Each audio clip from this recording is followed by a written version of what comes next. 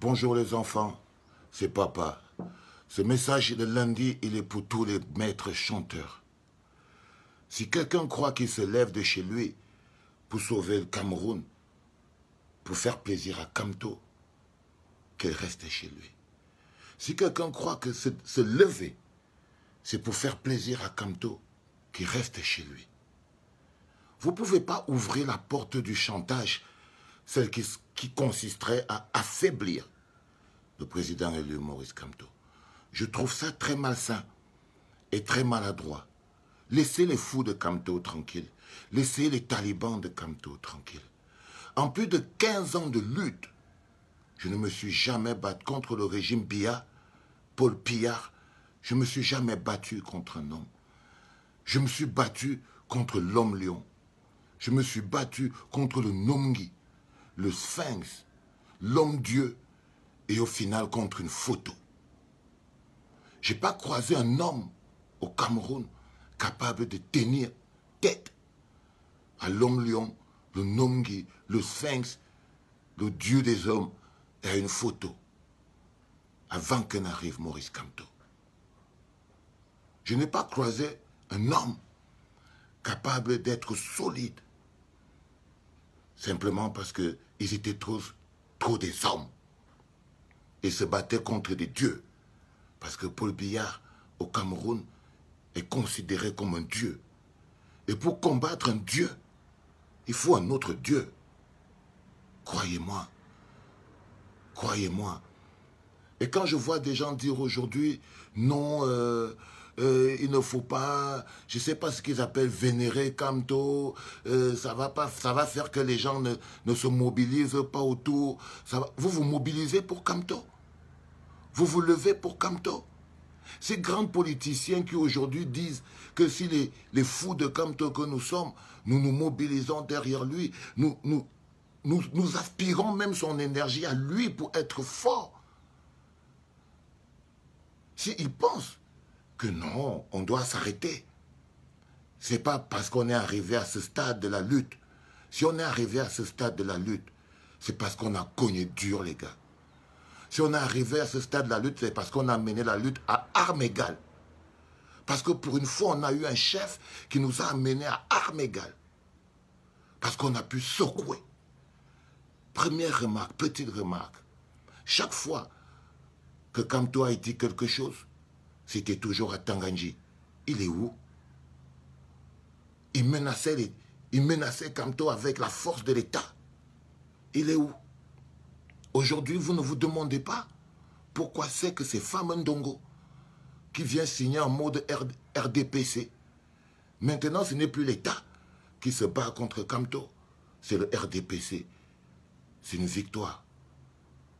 Il est important que vous gardiez la lucidité.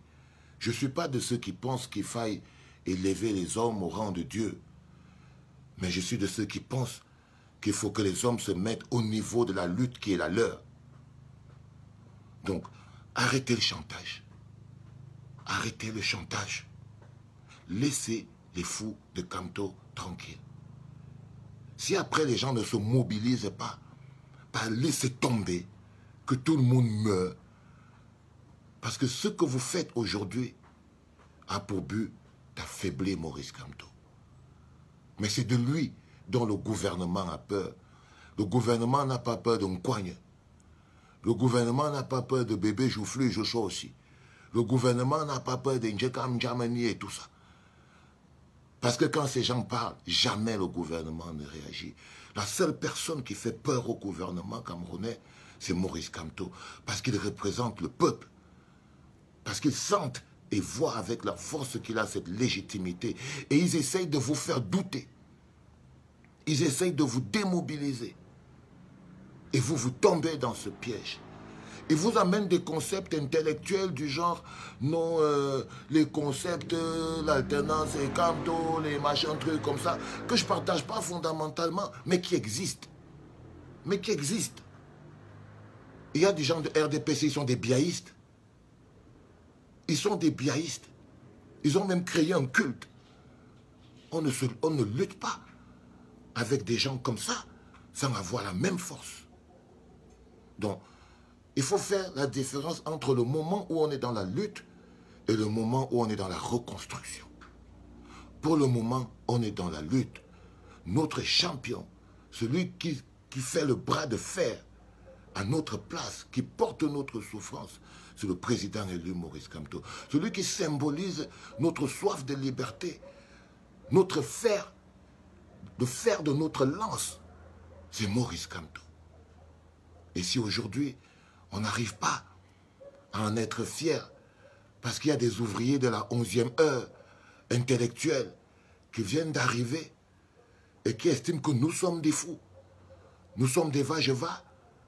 Mais c'est parce que nous sommes des fous et que nous sommes des va-je-va que nous sommes arrivés jusqu'ici. C'est pour ça que la mamie de Condré est en train de cuire en ce moment à Yaoundé. Et ça va cuire que vous vous mobilisiez ou pas. Ce n'est qu'une question de temps. Papa vous trouve manipulable et papa trouve que vous essayez de manipuler la résistance. Vous essayez de l'affaiblir. Parce que nous ne sommes pas à l'église. Non, nous ne sommes même pas dans une démocratie. Nous sommes des résistants contre une dictature. Il est important que je vous le dise ce matin. Laissez les fous de Kamto tranquilles. Je vous en prie. C'était papa pour lundi.